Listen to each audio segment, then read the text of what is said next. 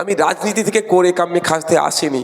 আমি রাজনীতিটা করতে এসেছি দেগঙ্গার মানুষ, ভাঙড়ের মানুষ, পুরুলিয়ার মানুষ, বাঁকুড়ার মানুষ, মুর্শিদাবাদের মানুষ, মালদার মানুষ, সারা রাজ্যের মানুষের যে মৌলিক অধিকার সেটা তারা পাচ্ছে না, তাদেরকে বুঝিয়ে দেওয়ার জন্য আমি রাজনীতি করতে এসেছি। যে দেগঙ্গার মানুষকে হেভি ট্রিটমেন্ট নিতে গেলে কলকাতার আরজি করে যেতে লাগবে না, উত্তর 24 পরগনাতেই কলকাতার মতো আরজি কর তৈরি করব, তার জন্য আমি এসেছি। আমি রাজনীতি করতে এসেছি বাঁকুড়ার মানুষকে, পুরুলিয়ার মানুষকে, আপনার ঝাড়গ্রামের মানুষকে 300 কিলোমিটার, 400 কিলোমিটার, মালদার 500 কিলোমিটার, 150 কিলোমিটার, 200 কিলোমিটার পার করে কলকাতার স্টার সরকারি হসপিটালে এসে চিকিৎসা পরিষেবা নিতে লাগবে না। আপনারা যদি আমাদেরকে সুযোগ দেন আগামী দিনে সরকার গঠন করার, তাহলে আমরা একটা সরকারের 5 বছর সময় থাকে, 5 বছরে 5টা জেলাতে কলকাতার আরজি কর, চিত্তরঞ্জন, এনআরএস এর মতো যে বড় বড় হসপিটাল আছে 5টা জেলায় 5টা এই হসপিটাল করে আমরা দেখিয়ে দেব। বাঁকুড়ার মানুষকে কলকাতার পিজিতে আসতে লাগবে না, কলকাতার পিজির কপি তৈরি করে বাঁকুড়াতে আমরা বসিয়ে দেবো। এই রাজনীতি করতে আমরা এসেছি। সম্ভব ভাই, অসম্ভব কিছু নয়। করার শুধু মানসিকতা রাখতে হবে, করার মানসিকতা দরকার। আজকে জানুয়ারি মাসের কত তারিখ?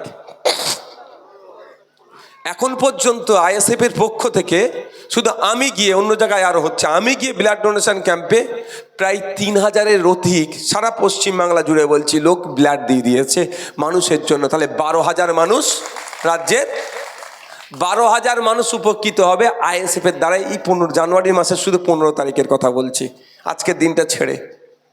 তাহলে এই কাজ করতেই তো আমরা এসেছি। মানুষ আপনারা সুযোগ দিলে একটু বেশি করে করব, না সুযোগ দিলে কি রাগ দেখিয়ে করব না, এরকম ব্যাপার নয়, এরকম ব্যাপার নয়। সুযোগ দিলে বেশি করে করব, সুযোগ দিলে কি আরো স্বচ্ছতার সাথে করব।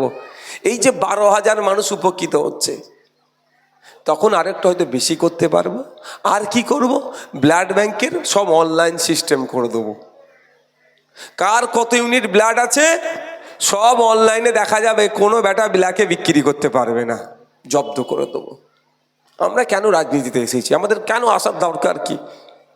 রাজনীতিতে এসে তো সমালোচনার শিকার হচ্ছি, মাইনাসে তো রান করছি ভাই। আমি মাইনাসে রান করছি না।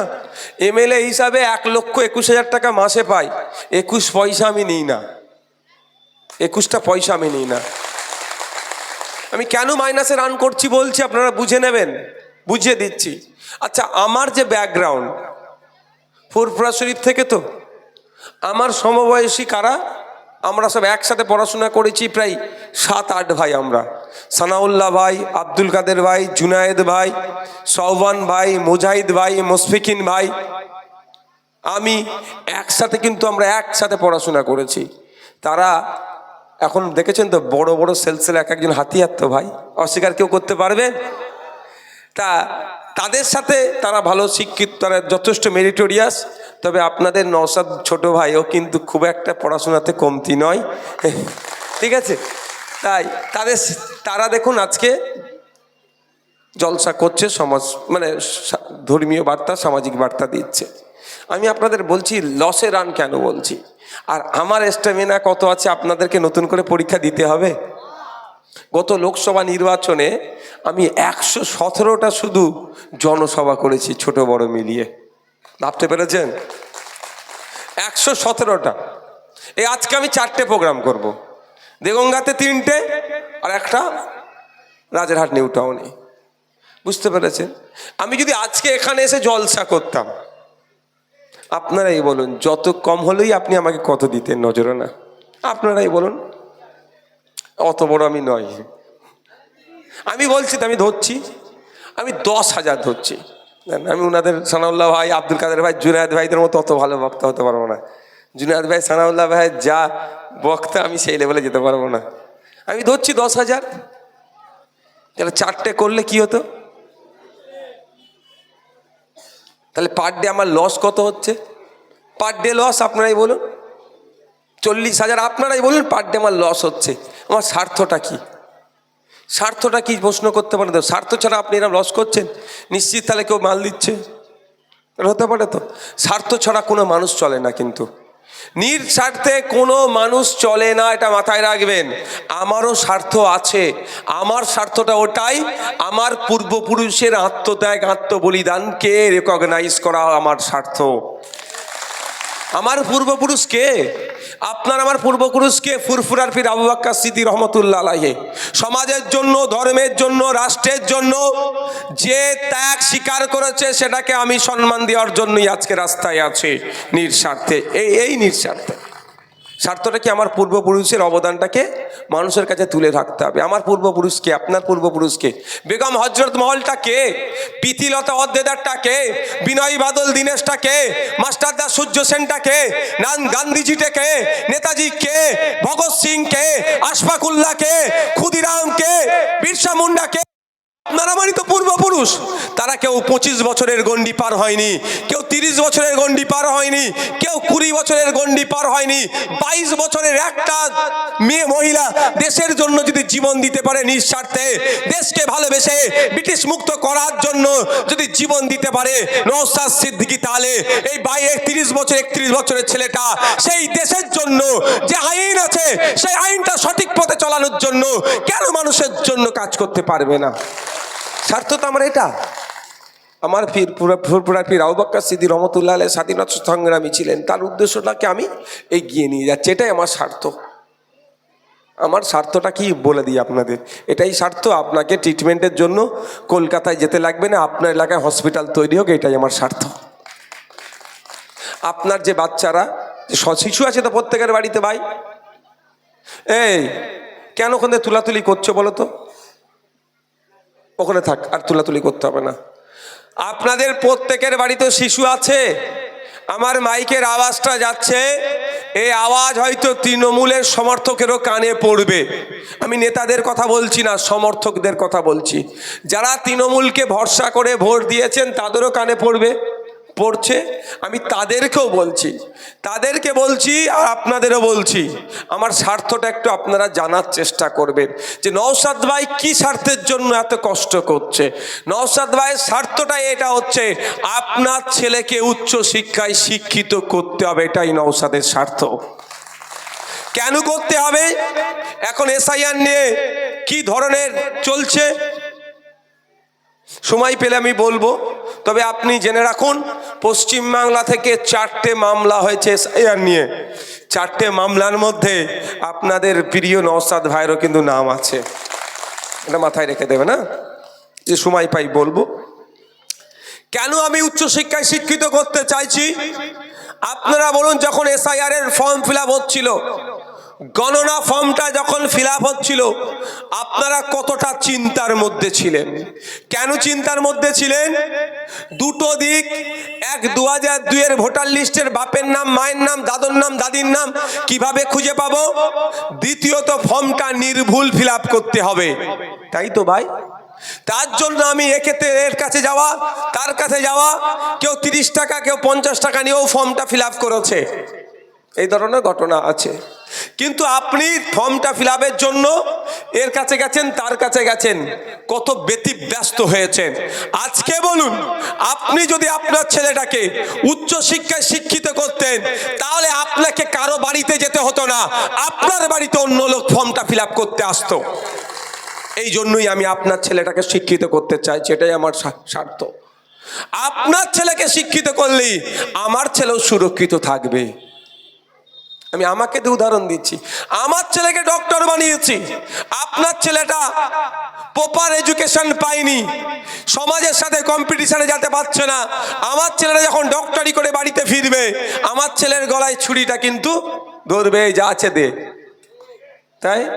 তাহলে আমার ছেলেকে ডক্টরি করে, আমার ছেলেকে যদি আমি নিরাপদে রাখতে চাই, আপনার ছেলেকে অন্তত ডক্টর না তৈরি করতে বলো, ইঞ্জিনিয়ার তৈরি করার রাস্তাটা আমাকে দেখাতে হবে। আমার স্বার্থটা এখানে। আপনারা হেভি অংশের মানুষ ফুরফুরা শরীফ পীর সাহেবদেরকে মানেন, দাদা হুজুর পীর রহমতুল্লাহ আলাইহির আদর্শতে আপনারা আদর্শিত, আহলে সুন্নাত ওয়াল জামাতের মতদর্শের মানুষ বা বিভিন্ন ধর্মের বর্ণের মানুষ আছেন। তাহলে আপনার আমার পীর মুর্শিদের একটা উদ্দেশ্য ছিল, কেন? সমাজকে এগিয়ে নিয়ে যাওয়ার জন্য তো স্কুল শিক্ষা প্রতিষ্ঠান কেন তৈরি করেছিল? তা আমার উদ্দেশ্য হচ্ছে এখানে আমরা কেন রাজনীতিতে আসলাম। এনজিও করে আপনার স্কুলের টিচারটাকে আমি ভর্তি করতে পারবো, ফাঁকা জায়গা ভর্তি করতে পারবো না। এনজিও করে এই যে দিকে দিকে পিজি হসপিটাল তৈরি করার স্বপ্ন দেখছি, এটা সম্ভব হয়ে উঠবে না, প্রচুর দিন টাইম লাগবে, ও আমাদের দ্বারা এভাবে হয় না। তাহলে আমাকে কি করতে হবে? শুধু এনজয় করলে হবে না, তার জন্য চাই সরকারি ক্ষমতা, রাজ ক্ষমতা। আমি আপনাদের উদাহরণ দিচ্ছি, বুঝতে পারবেন।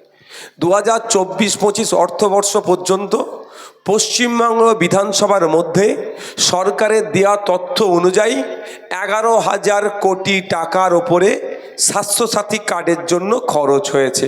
ইটস মিন যে আপনারা স্বাস্থ্যসাথী কার্ডের 11,000 কোটি টাকার পরিষেবা নিয়েছেন, সরকার সেটাকে পে করেছে। আপনাদের মনে হয় এই 11,000 কোটি টাকা সত্যিকারের অর্থে আপনারা স্বাস্থ্য পরিষেবা পেয়েছেন? এ ঘাট ও ঘাট করতে করতে কোন ঘাটে গেছে বুঝতে পেরেছেন? 25-75 কাটমানি এর মধ্যে ঢুকেছে। এবার আপনাদের বলছি, যা স্বাস্থ্য পরিষেবা নিয়েছেন, হয়তো কিছু মানুষ সুস্থ হয়েছে, আউটকামটা কতটা পাচ্ছেন? আর 11,000 কোটি টাকা তো ইনভেস্ট হয়ে গেল, ওর থেকে 1 টাকাও আউটকাম আর নতুন করে পাবেন? আপনারা এখান থেকে কাছেই কল্যাণী, কাছাকাছি তো, কল্যাণী এইমস তৈরি করতে ক টাকা খরচ জানেন? তখন মানে 750 না 800 কোটি টাকার প্রজেক্ট ছিল, এখন ধরছি আমি 1,000 কোটি টাকার প্রজেক্ট। তাহলে ওই 11,000 কোটি টাকা দিয়ে যদি 11টা এইমস তৈরি করতো, 11টা জেলার মানুষ যুগ যুগ ধরে স্বাস্থ্য পরিষেবা পেত। আমি এমনি বলে দিচ্ছি না যে আমি তৈরি করে দেবো 5 বছরে 5টা, মাত্র 5,000 কোটি টাকা খরচ হবে 5 বছরে, মাত্র 5,000 কোটি টাকা খরচ হবে 5টা পিজি তৈরি করতে, আরজি কর, চিত্তরঞ্জন তৈরি করতে। আমি আপনাদের কেন বলছি এগুলো সম্ভব। এই বছরে 2025-26 অর্থবর্ষে পশ্চিমবাংলায় 10.5 কোটি মানুষের স্বাস্থ্য পরিষেবা সঠিকভাবে প্রদান করার জন্য 25,000 কোটি টাকার বাজেট। কিন্তু দুর্ভাগ্য, আপনারা এই মাগার আগে মাস্টার সাহেব বলে গেলেন কি কার্তিক কোন জায়গার ওটা, কার্তিকপুরের 15 বিঘা জায়গার উপর হসপিটাল আছে, সেখানে মানুষের পরিষেবার উপযুক্ত নয়।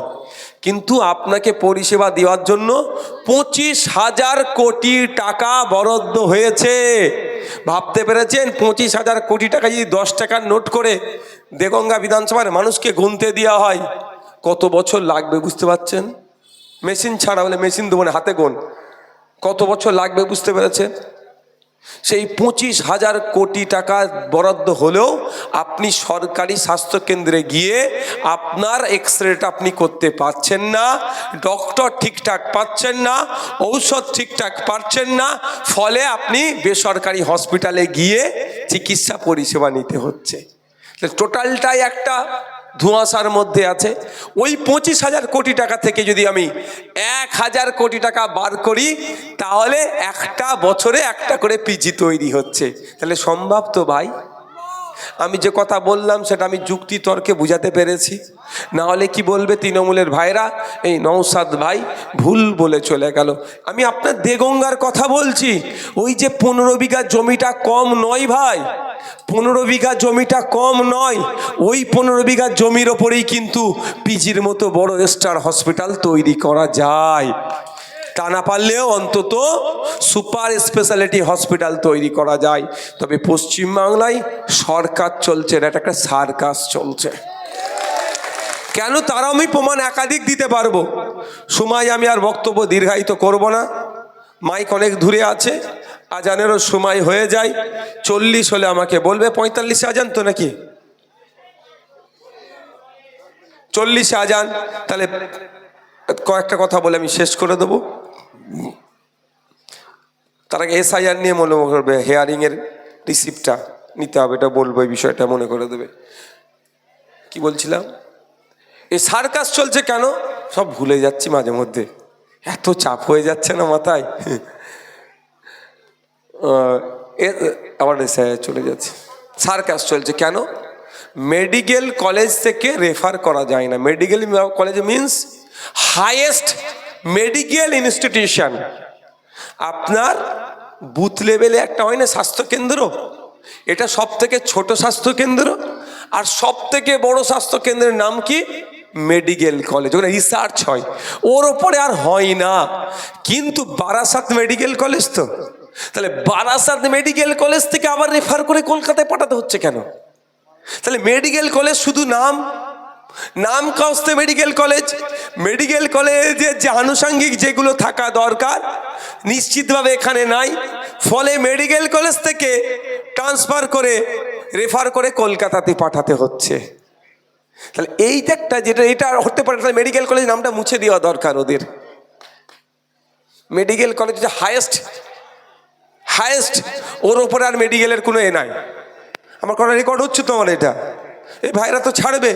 আর আমি ভুল বললে জানবেন, একটা যদি ভুল পেয়ে যায় আমার সারাদিন ওটা বাজাবে, সারাদিন বাজাবে। এই নওশাদ ভাইয়ের ভুল পেয়েছি, নওশাদ ভাইয়ের ভুল পেয়েছি বলে সারাদিন বাজাবে।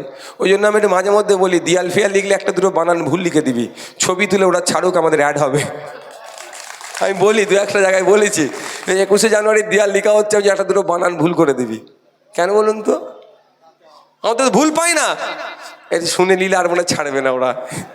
হাই যা, ঝোঁকের মাথায় বলে ফেললাম, না বলাই উচিত ছিল। বলে বলে যখন ফেলেছি, আমি ইচ্ছা করে বলি একটা দুটো বানান ভুল করে দিবি, ছবি তুলবে।